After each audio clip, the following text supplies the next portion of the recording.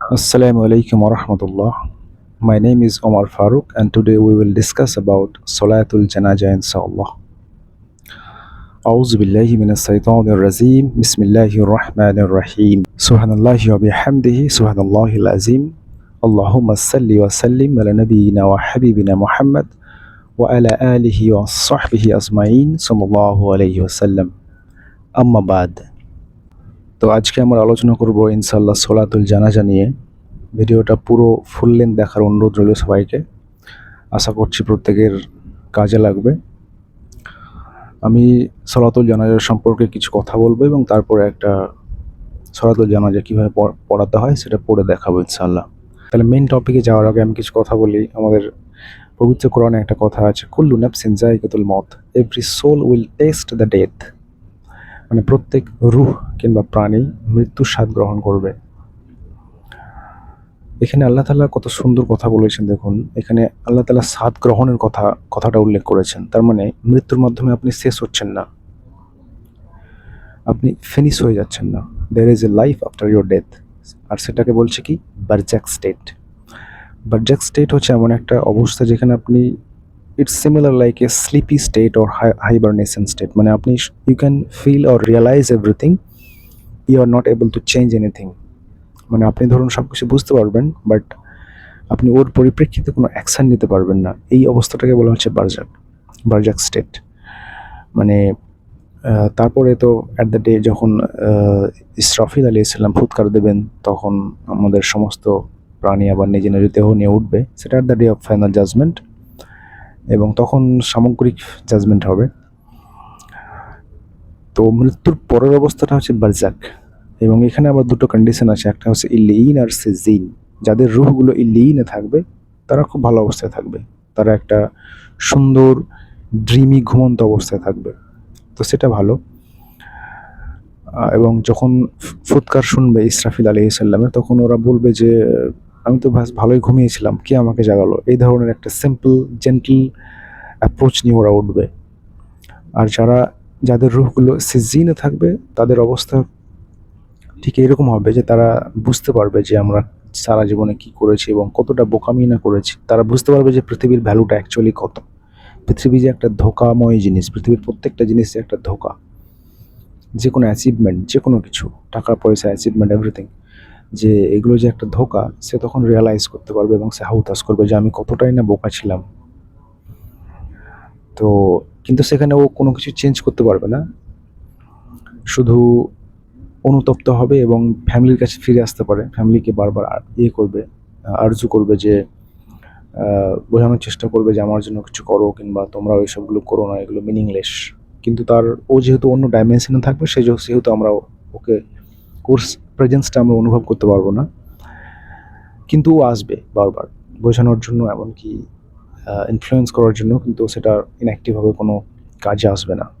কিন্তু হ্যাঁ, যদি আপনার সাদকাতুল জারিয়া, মানে ধরুন ওর সন্তান যদি কোরআনে হাফেজ হয়েছে, তাহলে অবশ্যই তার জন্য ও বেনিফিট পাবে। ও যদি কোনো গাছ লাগিয়ে গেছে কিংবা কোনো মসজিদ বানিয়ে গেছে, যেটা এমন কোনো জিনিস রেখে গেছে যেটা সমাজের লোকের এবং পরিবেশের ভালো হচ্ছে, এনিথিং, সেই জন্য ও অবশ্যই বেনিফিটেড হবে এবং তার জন্য সে নেকি পাবে। এবং ফাইনাল ডে অফ জাজমেন্টে ওর সামগ্রিক হিসাব হবে, একদম টোটাল। তো ইনশাআল্লাহ। আর মরণ এমনই একটা সত্য জিনিস, মরণের ওপরে কেউ নেই।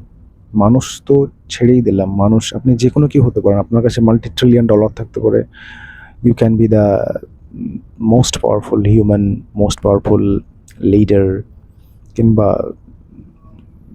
Most famous celebrity Shahrukh Khan, Ronaldo. You could be anyone, but you are not beyond your death. You will be a dead body on day. আপনি অবশ্যই একদিন না একদিন মৃত্যুবরণ করবেন। তাতে আপনি যতই সায়েন্সের ডেভেলপমেন্ট হোক, সায়েন্স আপনার জিনকে মডিফাই করুক, আপনাকে স্ট্রং বানিয়ে দিক, আপনি মডিফাইড জিন নিয়ে জন্মগ্রহণ করুক, কিংবা আপনার মাথা কেটে দিয়ে জন্তুর মানব লাগিয়ে দিক, maybe it will be happen in the future. যেভাবে সায়েন্স মানুষকে বিকৃত করবে, যেমন আজকে মার্কেটে ফ্রুটস চলে এসছে, ফল চলে এসছে, মডিফাইড ফ্রুট, মডিফাইড ফল, সেরকম মানুষও একদিন মডিফাইড হবে। They will modify the gene, the DNA at the initial stage, at the embryonic stage, and they will grow as a modified human. এটা পসিবল। এবং at the last stage শরীর হয়তো মানুষের হলো, মাথা হয়তো কুমিরের কিংবা অন্য অন্য জনের হলো। ইট কুড পসিবল, বাট আপনি যতই বিকৃতি করুন না কেন, whatever the limit you can go in terms of deviation or replication or duplication, you cannot reach, you cannot beat the death. You have to die one day, and that is already written and scheduled. আপনি এর বাইরে যেতে পারবেন না, মরতে আপনাকে হবেই। So it's truth. আর বিজ্ঞান যেটা করে সেটা হচ্ছে it's a modification, it's a alternation. They will enhance something, but they cannot create anything from the zero. That's it. This is the limit of science. মৃত্যুর বাইরে শুধু একজনই আছেন, তিনি হলেন আল্লাহ সুবহানাহু ওয়া তাআলা, আল্লাহ আযজা ওয়া জাল। বাকি সবাইকে মৃত্যুবরণ করতে হবে। তো মৃত্যুটা চরম সত্য অ্যাকচুয়ালি, এবং আমাদের এই পৃথিবীটা যে কতটা ধোঁকা সেটা আপনি চেষ্টা করলেই বুঝতে পারবেন। যে যখন আমার মানুষ মৃত্যুবরণ করবে তখন তারা রিয়েল যে ফ্যাক্ট সেটা বুঝতে পারবে, যে পৃথিবীটার ভ্যালুটা কী আমাদের জীবনে এবং আফটার ডেথটা কী। তো যেটা অরিজিনাল নলেজ সেটা এক্সপোজ হয়ে যাবে। তো এখানে বলা যেতে পারে যে আমরা অনেকে বলি যে মানুষ মরার আগে পর্যন্তই জ্ঞান অর্জন করে। এই কথাটা হয়তো সত্য, বাট কমপ্লিট নয়, কারণ মানুষ মরার পরেও জ্ঞান অর্জন করে। অ্যাকচুয়ালি তখনই রিয়েল জিনিসটা এক্সপোজ হয়, যে এত কিছু যে ব্যাপার পৃথিবীতে চলছে তার অরিজিনাল সত্যটা কী। তো সেটা সে তখন বুঝতে পারে, এবং তার ফলে তারা হাহুতাশ করে কিংবা তারা রিপেন্টেন্ট মানে অনুতপ্ত হয়, এবং তাদের সঙ্গে যে ফিউচারে কী হবে, নেক্সট টাইমে যে কী হবে সেটা সেটা বুঝতে পারে। সো ঘটনা হচ্ছে এটাই, যে আমাদেরকে বুঝতে হবে যে what is the real fact, আর আমাদের লাইফের উদ্দেশ্য, লাইফের গোল সেটা কি বুঝতে হবে। Coming to the topic now, সলাতুল জানাজা। অ্যাকচুয়ালি সলাতুল জানাজা কোনো আক্ষরিক অর্থে সেরকম কোনো এটা নামাজ নয়। সলাতুল জানাজাকে সেইভাবে নামাজ বলা হবে না, কারণ এখানে কোনো আজান হয় না, কোনো ইকামা হবে না, কোনো রুকু কিংবা কোনো সেজদা হবে না। এটা হচ্ছে সামগ্রিকভাবে এটা হচ্ছে একটা মাইয়িতের জন্য মাগফিরাত কামনা করা, মানে মাইয়িতের জন্য অ্যাসেম্বল দোয়া করাটাই হচ্ছে সলাতুল জানাজা। মানে এবং এখানে যে জিনিসগুলো লক্ষ্য রাখতে হবে সেগুলো বলে দিচ্ছি। যেমন কোনো মানুষ ইন্তেকাল করলে জেনারেলি যে দোয়াটা পড়বেন, ইন্না লিল্লাহি ওয়া ইন্না ইলাইহি রাজিউন, মানে হচ্ছে আল্লাহ আপনি আমাদেরকে সৃষ্টি করেছেন এবং আমি আপনার কাছ থেকে পুনরায় আপনার কাছে ফিরে আসছি। আর কোনো মানুষ ইন্তেকাল করার পরে আমরা অনেক সময় কান্নাকাটি করি, এটা ব্যাড প্র্যাকটিস। কোনো সময় কান্নাকাটি করবেন না। আপনি যদি ম্যাক্সিমাম করতে পারেন তাহলে দোয়া করুন ওর জন্য। আপনার হয়তো চোখের মধ্যে অশ্রু আসবেই অবশ্যই, কিন্তু সেটাকে চিৎকার করে প্রকাশ করার কোনো ফ্যাক্ট নেই। এবং আপনার দুঃখ হলে আপনি ম্যাক্সিমাম দোয়া করুন, ওনার জন্য মাগফিরাত কামনা করুন, কিংবা ওনার সঙ্গে যদি আপনার কোনো মনোমালিন্য থেকে থাকে সেটাকে মাফ করে দিন। এটাই আপনি সবচেয়ে বেস্ট জিনিস করতে পারেন। চেঁচিয়ে কান্না করার সেটা কোনো ভালো জিনিস নয়, ওগুলো অ্যাভয়েড করবেন প্লিজ। আর কোনো মানুষ ইন্তেকাল করার পরে তার জানাজা কিংবা তাকে কবর দেওয়াতে দেরি করা উচিত নয়। ম্যাক্সিমাম 24 আওয়ার্স এর মধ্যেই যেন সেটা সম্পন্ন হয়। আর সেটা যেন কোনো ক্রিমিফিকেশন কিংবা কোনো ফ্রিজিং স্টেট, তাকে ধরুন ফ্রিজ করা হচ্ছে বরফ দিয়ে কিংবা কিছু, এই জিনিসগুলো টোটালি অ্যাভয়েডেবল। এবং কোনো স্পেশাল কন্ডিশন থাকলে সেটা আলাদা কথা, বাট নর্মাল প্র্যাকটিসে অবশ্যই উইদিন 24 আওয়ার্স এবং বেটার দেন যত তাড়াতাড়ি সম্ভব মানে মাইয়েতের জানাজা এবং কবর দেওয়া উচিত। আর একটা কথা এখানে বলবো, যে মানুষ যখন ধরুন আপনি জানাজায় অংশগ্রহণ করতে পারেননি, বাট আপনি দেখতে পাচ্ছেন যে কারো জানাজা যাচ্ছে রাস্তায়, তো আপনি যদি বসে থাকেন তাহলে উঠে দাঁড়াবেন, এটা গুড থিং। এবং যারা জানাজায় সামিল হয়েছেন তারা যতক্ষণ না জানাজাটা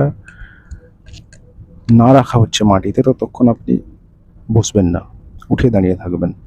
আর জানাজায় সামিল হলে আপনার যে বেনিফিট সেটা কী হবে, সেটা হচ্ছে আপনি যদি কোনো জানাজায় সামিল হন তাহলে আপনি 1 উহুদ সমান পাহাড় সমান, উহুদ পাহাড় সমান নেকি পাবেন ইনশাআল্লাহ। আর যদি মাটি দেন তাহলে আর এক উহুদ সমান নেকি পাবেন ইনশাআল্লাহ। এবার আর জানাজার নামাজে অবশ্যই ওযু করতে হবে এবং নিয়ত করতে হবে। নিয়ত দরকার, যে কোনো নামাজে নিয়ত দরকার। মানে নিয়ত মানে হচ্ছে you are sensible for that, so it's mandatory. আর আরও প্রাসঙ্গিক কথা, যেমন আপনি মাটি দেওয়ার সময় কি দোয়া পড়বেন।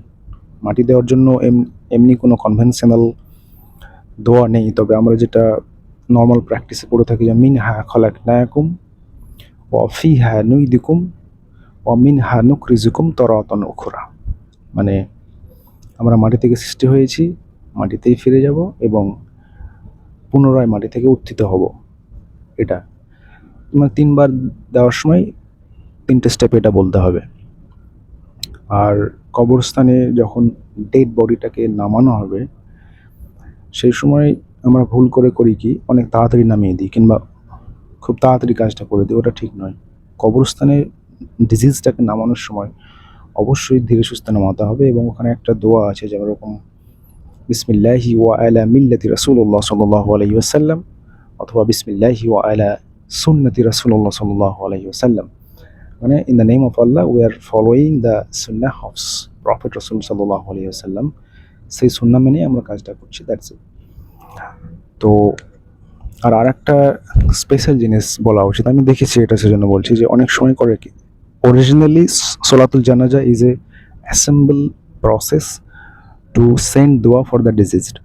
মানে সামগ্রিকভাবে ওই মাইয়িতের জন্য মাগফিরাত কামনা করাই হচ্ছে সলাতুল জানাজা। তো সলাতুল জানাজা হওয়ার পরে আবার মাইয়িতকে নিয়ে বক্তব্য দেওয়া কিংবা ওনার সম্পর্কে লম্বা চওড়া কোনো বক্তব্য দেওয়া সম্পূর্ণ বিদআত। এবং জানাজা যদি আপনি অ্যাটেন্ড করতে না পারেন তাহলে সেকেন্ড স্টেজে জানাজা করতে পারেন। জানাজা একবার দুবার হতে পারে, ধরুন জায়গাতে শর্টেজের জন্য আপনি পড়াতে পারছেন না, দ্যাট ইজ পারমিসিবল। বাট জানাজা হয়ে যাওয়ার পরে কবর দেওয়ার আগে আবার অ্যাসেম্বল হয়ে হাত তুলে দোয়া করা কিংবা তার সম্পর্কে বক্তব্য দেওয়া বিদআত, এটা করা যাবে না। তবে হ্যাঁ, যদি আপনি মাটি দেওয়া হয়ে গেছে, মাটি দেওয়া হয়ে যাওয়ার পরে আপনি ধরুন এককভাবে দোয়া করতে চাইছেন, ধরুন বাবা মারা গেছে তো ছেলে দোয়া করতে চাইছে যাতে আল্লাহ বাবার হিসাবটা ইজি হয়, সেক্ষেত্রে আপনি দোয়া করতেই পারেন এবং সেটা এককভাবে হবে এবং কিবলামুখী দাঁড়িয়ে হবে। কিংবা ধরুন অনেক পরে লেটে কেউ জয়েন করলো, তখন কবর হয়ে গেছে, তাহলে আপনি ওখানে দাঁড়িয়ে কিবলামুখী হয়ে এককভাবে একা একই দোয়া করতে পারেন এনি টাইম। এবং এটা আপনি যে কোনো সময় করতে পারেন। কবর জিয়ারত করতেই পারেন, কোনো অসুবিধা নেই। আর কবর জিয়ারত এর ক্ষেত্রে জেনারেলি আমরা কবরের পাশে গেলে কবরের সালাম দেওয়া উচিত এবং আল্লাহ তাআলা কবরের সালাম দিলে কবরের পাশে কবরবাসীকে আল্লাহ তাআলা তাদেরকে সালামের উত্তর দেওয়ার ক্ষমতা দান করেন। তো it's a good thing to benefit কবরবাসী যারা আছে, তাদেরকে বেনিফিট দেওয়ার জন্য আপনি সালাম দিতে পারেন ইনশাআল্লাহ। তো আর সংক্ষেপে যদি সলাতুল জানাজাকে বর্ণনা করি, তাহলে আপনি সলাতুল জানাজাতে উযু করতে হবে, তারপরে নিয়ত করবেন। এখানে নামাজ, ইকামা, আজান কিংবা ইকামা কিছুই হবে না, রুকু সেজদা কিছুই হবে না, অলরেডি আই টোল্ড ইউ। আর কিভাবে রাখবেন ডেড বডি, মাইয়িতকে কিভাবে রাখবেন সেটা একটা ম্যাটার। যদি একটা পুরুষ হয়, মানে মেল হয়, ছেলে কিংবা বড়, তাহলে ইমাম সাহেবের সামনে ওই মৃত ব্যক্তির মাথা থাকবে। আর যদি মেয়ে হয়, মানে তাহলে ওর মানে শরীরের মধ্যস্থল, মানে পেটের সোজাসুজি ইমাম সাহেব থাকবে। এবং যদি একাধিক থাকে তাহলে প্রথমে ছেলে থাকবে এবং ছেলের সামনে মাথা বরাবর ইমাম থাকবে এবং তারপরে মেয়েরা থাকবে এবং তাদেরকে পেটের সোজাসুজি রাখতে হবে। তাহলে কি হবে, এখানেও দেখুন সেপারেশনটাকে মেনটেন করা হয়েছে, মিক্স করা হয়নি। প্রথমে ছেলে, তারপরে মেয়ে। এবং ছেলে হলে মাথার পেছনে ইমাম সাহেব থাকবে এবং তারপরে যদি মেয়ে হয় তাহলে পেটের সোজাসুজি থাকবে, আলহামদুলিল্লাহ। আর যদি মেয়েরা জানাজায় অংশগ্রহণ করতে চান তাহলে ওনাদেরকে, মানে প্রাপ্তবয়স্ক পুরুষ, তারপরে ছেলে মানে বাচ্চা ছেলে যদি হয়, তারপরে পেছনের লাইনে মেয়েদেরকে অংশগ্রহণ করানো যেতে পারে ইনশাআল্লাহ। আল্লাহু আলম, আল্লাহ নোজ দ্য বেস্ট অলওয়েজ। তো আর আল্লাহু আকবার বলে, তারপরে আল্লাহু আকবার বলে আপনি সূরাতুল ফাতিহা, তারপরে একটা ছোট সূরা মাজিদ সূরা আপনি অ্যাড করতে পারেন। তারপর আল্লাহু আকবার, তারপরে দরুদে ইব্রাহিম, মানে দোয়া ফর দ্য প্রফেট সাল্লাল্লাহু আলাইহি ওয়াসাল্লাম, অ্যান্ড দেন আল্লাহু আকবার, অ্যান্ড দেন দোয়া ফর দ্য ডিজিজড, মাইয়িতের জন্য দোয়া করবেন, তার মাগফিরাত কামনা করে আপনি যে কোনো দোয়া করতে পারেন ইনশাআল্লাহ। তারপরে আপনি আল্লাহু আকবার দিয়ে সালাম ফেরাবেন। সালাম অনেকে একটা ফেরায়, তবে দুটো ফেরানো it's okay, it's up to you. আলহামদুলিল্লাহ। এবার আমি টোটাল প্রসেসটা করে দেখাচ্ছি, আপনারা লক্ষ্য করুন। আমি করে দেখাচ্ছি। আল্লাহু আকবার। আউযু বিল্লাহি মিনাশ শাইতানির রাজিম। বিসমিল্লাহির রহমানির রহিম। আলহামদুলিল্লাহি রাব্বিল আলামিন। আর রহমানির রহিম। মালিকি ইয়াউমিদ্দিন। ইয়্যাকা না'বুদু ওয়া ইয়্যাকা নাস্তাঈন। ইহদিনা সিরাতাল মুস্তাকিম। সিরাতাল লাযীনা আন'আমতা আলাইহিম গায়রিল মাগদুবি আলাইহিম ওয়ালাদ-দাল্লিন। আমিন। কুল হুয়াল্লাহু আহাদ, আল্লাহুস সামাদ, লাম ইয়ালিদ ওয়া লাম ইউলাদ ওয়া লাম ইয়াকুল লাহু কুফুয়ান আহাদ। আল্লাহু আকবার। اللهم صل على محمد وعلى آل محمد كما صليت على إبراهيم وعلى آل إبراهيم إنك حميد مجيد. اللهم بارك على محمد وعلى آل محمد كما باركت على إبراهيم وعلى آل إبراهيم إنك حميد مجيد. الله أكبر. اللهم اغفر لي حينا وميتنا وشاهدنا وغائبنا وصغيرنا وكبيرنا وذكرنا وأنثانا. اللهم من أحييته منا فأحيه على الإسلام ومن توفيته منا فتوفه على الإيمان. اللهم إني أعوذ بك من عذاب القبر ومن عذاب جهنم. لا إله إلا الله دخل الجنة. اللهم إني أسألك الجنة. اللهم إني أسألك الجنة. اللهم إني أسألك الجنة. رب ارحمهما كما ربياني صغيرا. رب ارحمهما كما ربياني صغيرا. رب ارحمهما كما ربياني صغيرا. اللهم ارزقنا حسن الخاتمة. اللهم إني أسألك الحسن الخاتمة. اللهم اغفر لي وللمسلمين والمسلمات والمؤمنين والمؤمنات الأحياء منهم والأموات. استغفر الله العظيم الذي لا إله هو الحي القيوم وأتوب إليه. ربنا ظلمنا أنفسنا وإن لم تغفر لنا وترحمنا لنكونن من الخاسرين. ربنا آتنا في الدنيا حسنة وفي الآخرة حسنة وقنا عذاب النار. الله أكبر.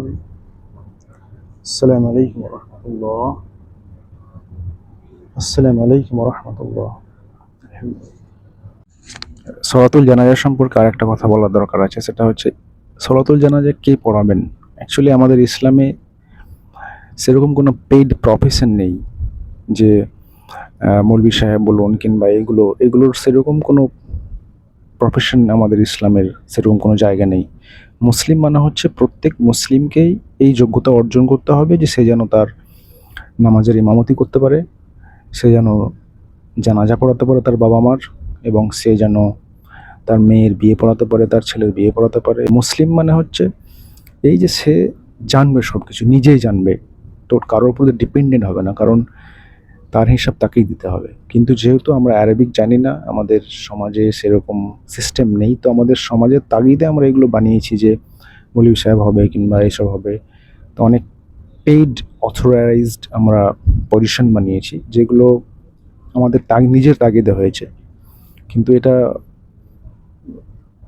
হিসাব করে দেখলে সেরকম নয়। যেমন বাবা মারা গেলে অবশ্যই তার ছেলে পড়াবে নামাজ ইনশাআল্লাহ।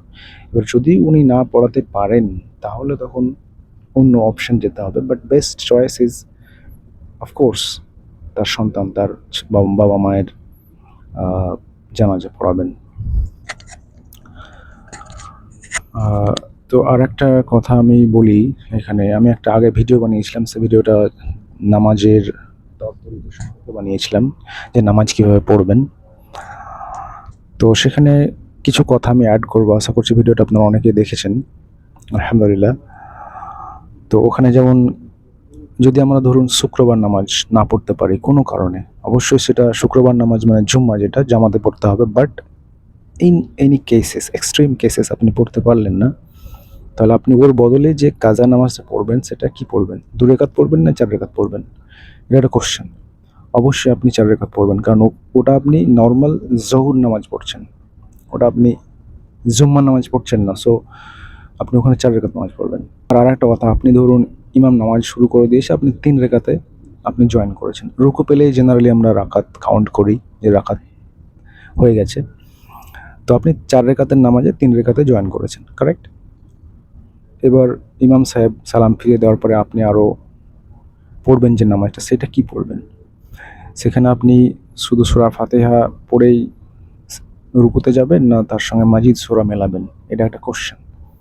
এটা হচ্ছে আপনি যে রাকাতটা আপনি মিস করেছেন, মানে প্রথম রাকাতটা যদি মিস করেন তাহলে প্রথম রাকাতটাই আপনাকে ওখানে পড়তে হবে, মানে সূরা ফাতিহা এবং একটা সূরা মেলাতে হবে। যদি প্রথম 2 রাকাত মিস করেন তাহলে আপনাকে সেই 2 রাকাতে ওখানে রিপ্লেস করতে হবে। আমরা অনেক সময় অজান্তে করি কি, শেষে মানে আমি জয়েন করে ফেলেছি অতএব ওটা কন্টিনিউ করে দিই নর্মালি সূরা ফাতিহা দিয়ে।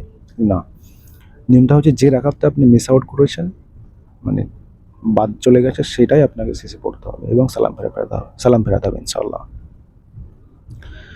আর আরেকটা জিনিস, ইমাম সাহেবের যদি নামাজে কোনো ভুল হয়, ইটস ওকে, আপনার ভুল হতেই পারে মানুষের, তখন আমরা জেনারেলি আমি দেখেছি যে অনেকে আল্লাহু আকবার বলে, বাট এটা রাইট নয়, সুবহানাল্লাহ বলতে হবে।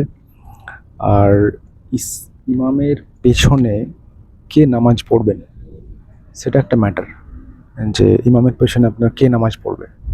তো ইমামের পেছনে তাদেরকেই নামাজ পড়া উচিত যারা, ইমামের নামাজে যদি কোনো প্রবলেম হয় কিংবা ইমামের নামাজ পড়াতে গিয়ে কোনো ব্যাঘাত ঘটে, সে যদি কন্টিনিউ করতে না পারে, তাহলে পেছনের যে কোনো কেউ উঠে গিয়ে সেই নামাজটা কন্টিনিউ করতে পারে ইনশাআল্লাহ। তো পেছনে যারা দাঁড়াবেন তাদেরকে লক্ষ্য রাখতে হবে যে তারা যেন সেই কাবিলিয়াতটা তাদের থাকে, যেন তারা নামাজ পড়াতে পারেন।